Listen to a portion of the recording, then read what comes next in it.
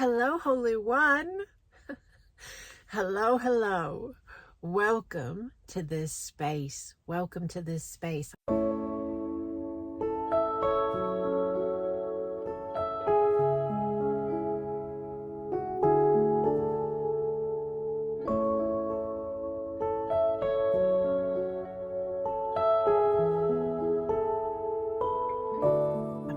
Garris, and I have a business called Sacred Expansion. I assist people who are allowing themselves to remember who they are as the sovereign divine within form, having a now. And I talk about all kinds of topics. Sometimes I will shout the word yes. Sometimes I will over accentuate my vowels, or I will breathe differently or jolt or twitch. Everything is all right. It's all good. It's energy moving, rising, calibrating, processing in my form.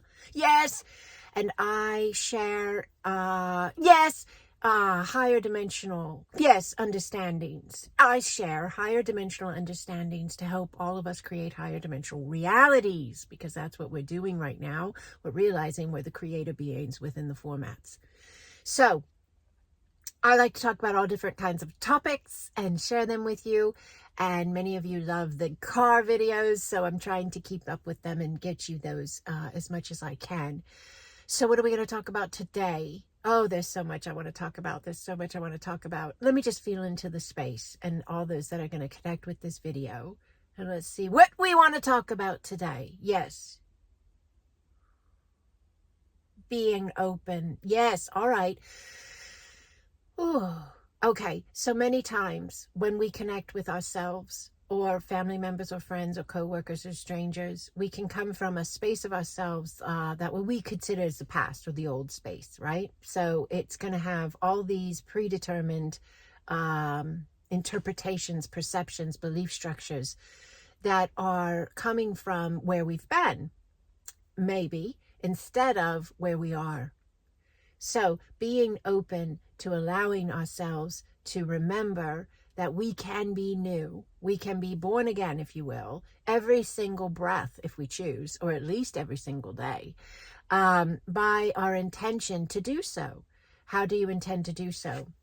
One really big one is when you connect with people in your life, that you're in your everyday life, that you usually connect with, like maybe family members or friends or co-workers or something like that, neighbors. Are you open to just being in the space with them from where it is in that exact moment, instead of coming from where you were the last time you connected? Why do I say that? Because sometimes we tend to, more times than not, we tend to see someone and talk to them, and we aren't really present. We aren't really allowing the openness of the space to be whatever it is in that now moment. We're coming from whatever it was the last time we connected. This happens a lot in families and really close relationships. Because we establish a perception or a belief structure of who that person is. And then we leave them there. And we don't ever take into consideration that they are having the opportunity in their life, just as we are, to expand their consciousness, to expand their thought processes, to shift their lives. So we leave them in that space of, interpretation of who they are, and we don't open the door. Yes. Yet, most of the time, we get upset if we talk to somebody in our family or friend group or coworker, and they've left us in an old space of us. They didn't get the memo that we changed, upgraded, shifted our lives, learned a new understanding of ourselves. And so they are coming into the space of connection from that, older alignment of us. And many times people get upset with that. I used to. I don't anymore because I really taught myself, trained myself, programmed myself to understand this space. So that's what I want to share with you today. You have the opportunity to program you, because you're going to be programmed no matter what. That's just how this whole thing works. So you either become conscious and aware of that and start being the one programming you. You're your own programmer. Or you're just being programmed by everything around you, unaware of it, but it's still happening, and you're running out energies, emotions, feelings, belief structures based on what somebody else has programmed in you via the movies you watch, the books you read, the news, whatever it is, because every single thing is an offered program. It's an offered belief structure. And if we key into it, we allow it, we take hold of it, and we replay it, and we continue to feed that connection, it will be what we run. So once you become aware of that, you can start being more conscious of the spaces you're running and why you're running them, and if they are authentic to you or if they are not. So this whole thing of when you connect with someone, could be your husband, your wife, your partner, your child, your mother, your father, your sister, your brother, right? Could be a friend, a family member, or anything.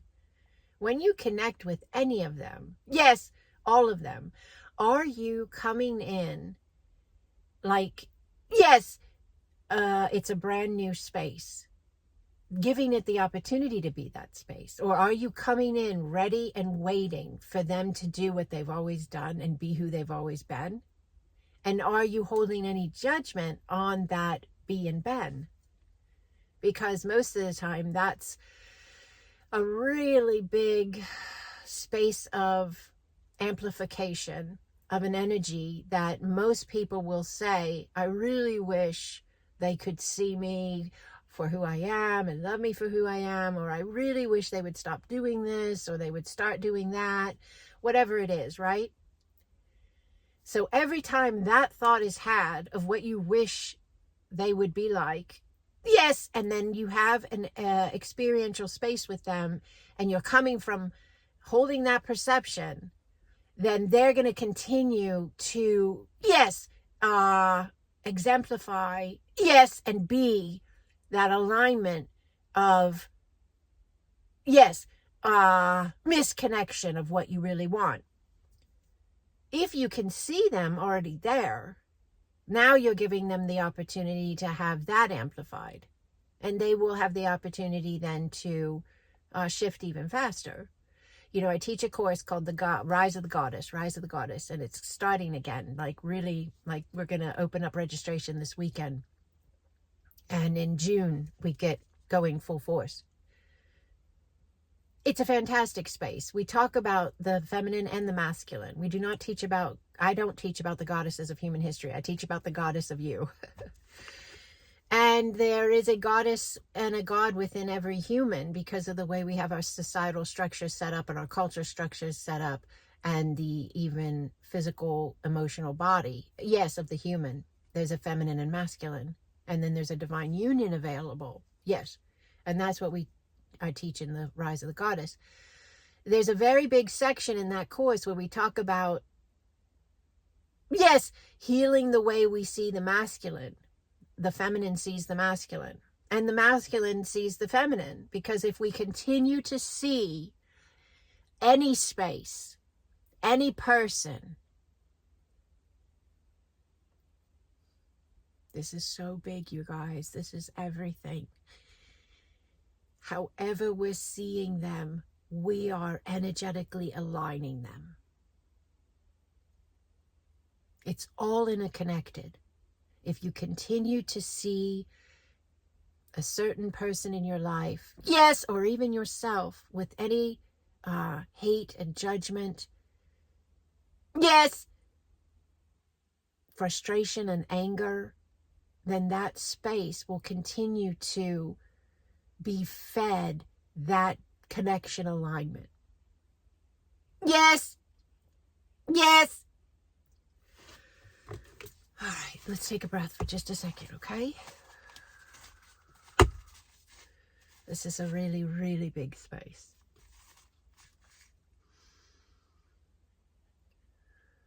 how you see you affects who you are. How you see the world around you affects the world around you. How you see the people in your life affects them. Is it your responsibility to change them? No. But it is your responsibility on how they affect you. You can choose when something doesn't feel or look right. It wasn't the choice you'd make. Those weren't the words you'd say. That wasn't the way you'd handle it. You can choose to understand, come from the understanding that they are their own space and they have to do it their way and they're having their own wake-up moment. And it's a blip. You're eternal. And if you see them with judgment and condemnation, you are feeding that alignment a lower vibrational space of connection, and therefore you are in no way aiding and assisting the shift of the space. As long as the masculine is seen as bad in any way, judged, yes. And are there spaces that we could say are deserving of judgment? Absolutely. Throughout history. But as long as the judgment keeps being the main focal point, there'll be more things that we'll be given to judge. Because we're saying that's the alignment we're holding. And we are the creators of the spaces. Are there spaces of the feminine that deserve to be judged? Absolutely. Yes. But as long as we hold that alignment, there will be more spaces that will deserve to be judged. We are being asked to reset all of the energetic focuses, belief structures, interpretations that we hold on the feminine and on the masculine. And we are being asked to allow ourselves to look through a different lens, to allow the lens to come from the understanding of us as eternal. We're not this space forever. This is a blip in comparison of that which we are. Eternal. Release the grip a little bit. Yes! Oya neaka okoaye. Release the grip a little bit and back up. Yes! Hold some more observation instead of so much frustration. Yes! Hold some more curiosity instead of so much judgment. Look at it from the top of the building instead of standing in the parking lot. Your viewpoint matters. Your interpretation space matters. It's an energy alignment that you control. I control, we control. And when we get this, it will all change. We've been taught to hate. We've been taught to divide, whether it's sexual, like he's a man, I'm a woman, and men always are this way and women are this way, or whether it's color of skin or ethnicity or whatever, belief structure, religion, politics, anything. Division is, yes, a very weakening, vibratory, yes, alignment. Yes, division weakens the species.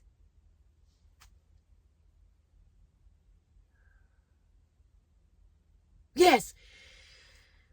So being open that when you connect with your own thoughts about you, your world around you, or you connect with your family members or your friends, being open to allowing that space to be new. And if an old thought comes in about them or about yourself, you can say, I use this all the time, that's a timeline I no longer align with. If you know that it's not optimal, choose to allow it to be a space you no longer are. Men are horrible because blah, blah, blah. That's a timeline I no longer align with. Yes. And allow yourself to shift out of it, being open to a new way of seeing, a new way of feeling, a new way of being. We are all in this together, holy ones, and we are powerful. How you see the earth, how you see what, yes, humanity's done to the earth. If you remain in judgment, there will be more and more for you to judge. It's a big one, I know, because there's this whole space of it that people say, well, if we're not talking about it, if we're not judging it, then we're not ever going to change it. Oh, the power of the core space of change comes from the belief itself first. And then the actions match the belief. So instead of judge, judge, judge, which produces more experiences that you will be able to judge, start speaking about how glorious this earth is and how amazing humanity is to waking up to that, and how they remembered who they are, and they remember their connection to this planet and its glorious alignment, and then start acting from that. You personally, me personally, what garbage are we creating? Literally, like the garbage, right? The footprint. Yes! And this isn't about, yes, these specific spaces we've been with judgment on, yes, man's, yes, imprint on the earth. We're designed to live here. The earth is designed to live with us, and we've got this, and we are waking up to this. See how I'm speaking? And we are, yes, in communion with the earth like never before. We are finding the root lines of our connection with her and her with us, and it is expanding into a sacred, glorious alignment. Be open. Let every space of you, every relationship, the thoughts you have about your own life, your own self, who you are, your work spaces, your love spaces, your hobby spaces, be open. Be open to the next space of that space. See it more vast. It's like if you were in a room with 4 walls and every wall had a door, and all the doors were closed and all the windows were closed. That's a closed-minded person who keeps seeing everyone in their life and everything in their life and themselves in the same exact way without any opportunity for change or open-mindedness. Yes! But that same person has the ability to open a door to one space of their life expanding. And then maybe another door, maybe a window, maybe another. Are you with me? Open the doors, open the windows. Be the divine, sacred, holy, sovereign one that you are in a human format having a now. You are so powerful. You are so powerful. All right, I'm going to leave this here at your feet. Yes, please comment below if you'd like. Like it, share it. Thank you so much for your connection here. If you're not already in our beautiful community, we have a free community called the Acasma, Planet of Light and Healing Grid, and it is fantastic. And we have chat rooms on Discord, an app we use that are run by 4 glorious women who work with me.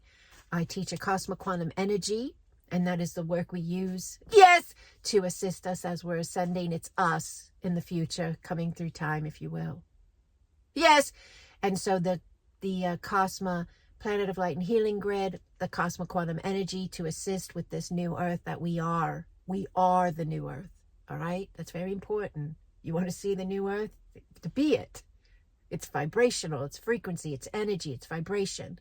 Yes, and these pods of light, they're the chat rooms on Discord, run by the 4 women who work with me.